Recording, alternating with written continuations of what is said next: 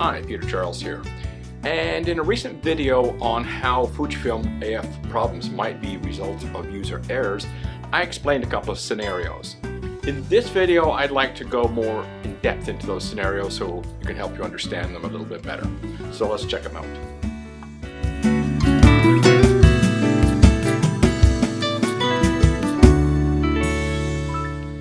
Okay, in that video on user errors impacting Fujifilm autofocus performance, I talked of two scenarios.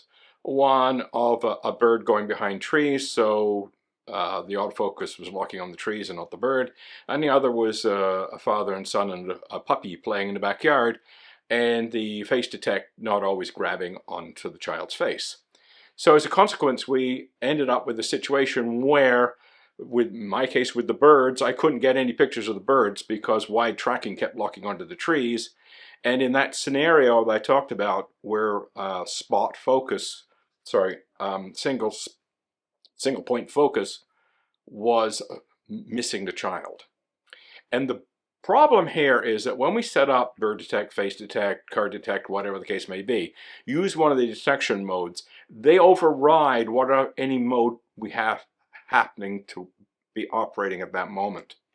So if we've got bird detect on and below that we've got single point working, the bird detect works as the primary autofocus, and only when the bird detect fails to lock onto a bird is then kicked down to the secondary autofocus mechanism, which is in this case single point. So I'm going to put up a picture of this lovely little egret here. And I'm going to demonstrate what's going on using that photograph. Now, in this particular case, the egret didn't have a problem. That day I must have shot something around 150 pictures, didn't have a single autofocus miss. Bird detect worked lovely. But I'm talking about a scenario, like the father and the son, for example, playing in the backyard, where it's more challenging, and whether it's face detect or bird detect, whatever the case may be, the camera momentarily loses the subject. So it kicks down into that other mode. So let's get going and looking at the first example. And in this example, I want to show how the focus box moves around and how that creates a visual busyness, so we might miss what's going on.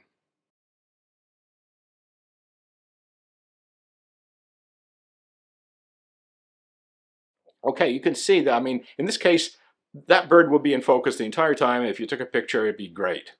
But imagine that it was more challenging and bird detect was flicking off and flicking back on.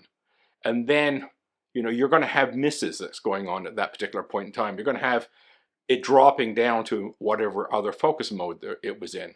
So let's take a look at what happens if you are in single point mode and you lost the bird momentarily. So as you can see, the single point missed the bird. So it would be somewhere in the background. So if you lost the bird momentarily, your picture is out of focus. A better alternative in this particular case would be to put it on zone. And when it's on zone, if you momentarily lose the bird, the zone kicks in and finds the bird. So generally it would look like this.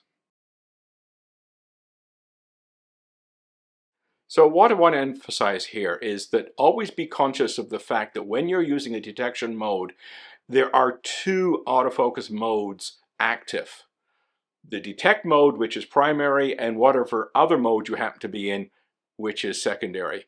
And if you lose the detection mode, it drops to the second one. So always think of both when you're going out and make sure you're set up so either one would work.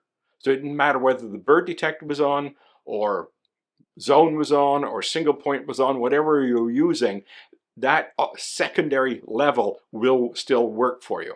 So keep that in mind. As long as you keep that straight, I think you'll find that your hit rate with Fujifilm autofocus, when you're using face detect, auto detect, whatever detect, your hit rate will go way up.